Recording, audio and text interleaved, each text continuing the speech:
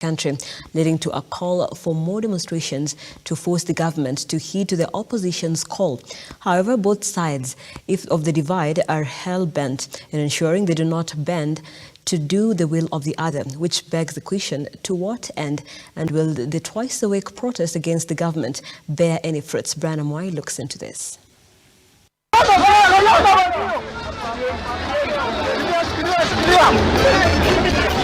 It was a day marked by running battles between the police and protesters as Raila Odinga, Martha Karua, Kalonzo Musyoka and other Azimio leaders and their supporters tried to sneak into the central business district. Their main agenda to protest against the government of President William Ruto. Tear gas canisters and law enforcers manned the streets as stones and tear gas ruled the air. It was hours of running back and forth. Was the mission achieved? We speak to Professor Alfred Omenya. And I think they're sending a message outside there to the president that, look here, you must listen to us, you must talk to us, because we actually have alternatives. Yeah, you may be able to buy elected members in parliament, but we have the option of going to the people and basically grounding your government to a halt, and grounding the economy to a halt. You remember the deputy president talking about 2 billion being lost yesterday, just because of the showdown in Nairobi and other major cities in the country. And the opposition are basically saying we can, and we can inflict pain to government now, especially when, you know, life is difficult. Government needs all the income that it can generate. Businesses are grinding to a halt and so on. And the opposition is saying that on top of that, we can actually grind the entire economy to a halt, and we have the mechanisms to do it.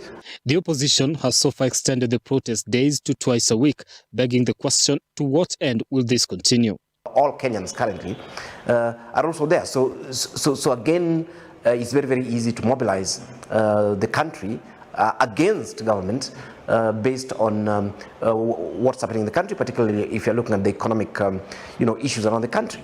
And you must look at this also in light of the fact that there were actually 4 simultaneous rallies in different parts of the world. Some of us look at it that in a way it also is good optics for the leader of the opposition, that it seems to now be part of a bigger African agenda of ensuring that governments are kept on the toes. We saw that in South Africa, we saw that in Tunisia, we saw that in Nigeria, and we also saw that in Kenya. And then we also saw the sort of issues that they were starting to look at. And I think that is something that is actually very good for the opposition. Handshake has been a subject dominating the political arena, something that the government says is off the table. So how can an amicable agreement be arrived at without a shake of hands? Well, I mean, it might result in shaking hands, which would be very unfortunate. Because if you look at the other 3 opposition activities in the continent, there is no intention to shake hands. They actually, in fact, for them, those are just theaters for advancing their agenda as the opposition. And of course, ultimately, they look at themselves as governments in waiting. And I think this opposition will be very stupid if they eventually end up shaking hands with government. So, because they'll have abandoned the people. And they need to be reminded that this particular government is in place because some people shook hands and others went directly to the people. A government's ego not willing to be bruised and an opposition that is ready to push its limits. Who will blink first? I think this platform now becomes that, where they're saying, look here, we still have a voice and we have the power to be able to stall you, and therefore you have to listen to us. We have to sit down as opposition with you as government and say, fine, I mean, we don't want development projects only in one part of the country. We want appointments of public officials, to reflect the face of the nation. We want...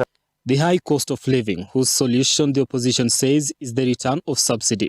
The selection of IEBC commissioners, which the opposition says has been taken over by the government, hence corrupted, and the opening of the servers to audit the August elections are just but a few of the Raila Odinga-led faction demands, setting in motion what the country may come to identify as Maandamano Monday and Thursday. This is the aftermath of the August election. Brian Amwai, Look Up TV, Nairobi. Thank you, Brian Amwai, for that analysis. And on that note, we take a very fast break here on the program. The hashtag is LookUpNews.